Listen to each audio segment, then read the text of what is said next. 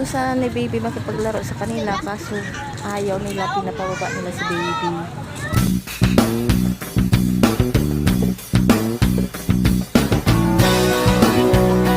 Hi guys, for today's video, gustong gusto ni Junior maglaro, gusto niya umakyat-akyat dyan.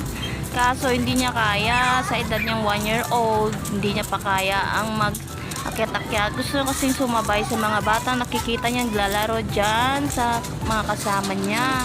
Kaya ayan, nakikita niyo naman, hindi binibitawan ng papa niya. Nakahawak si Jare sa damit niya.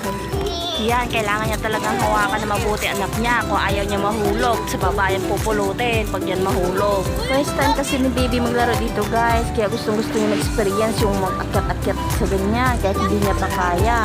Gusto niya kapagsabayan sa mga lalaki, kaya ayan, pinababa tuloy siya ng mga kasama niya. Kaya guys, sa babaan namin siya pinalaro. At least sa baba hindi na siya mahulog, hindi na siya mahihirapan, hindi na nakahawak si Jari sa damit niya, malaya na siya makakagalaw. At least na-enjoy niya yun. Ayan na guys, kinakita niyo naman, na-enjoy niya paglalaro niya. At syempre, habang naglalaro si baby, ang mama at papa niya nakikipagmarites din sa mga parents, sa mga babies na naglalaro dito guys. Yan guys, habang naglalaro si baby, nakikita niyo naman palingon-lingon siya sa mga batang naglalaro sa paligid niya. Gusto niya sana makipaglaro, kaso hindi niya kaya makipagsabayan, baby pa siya.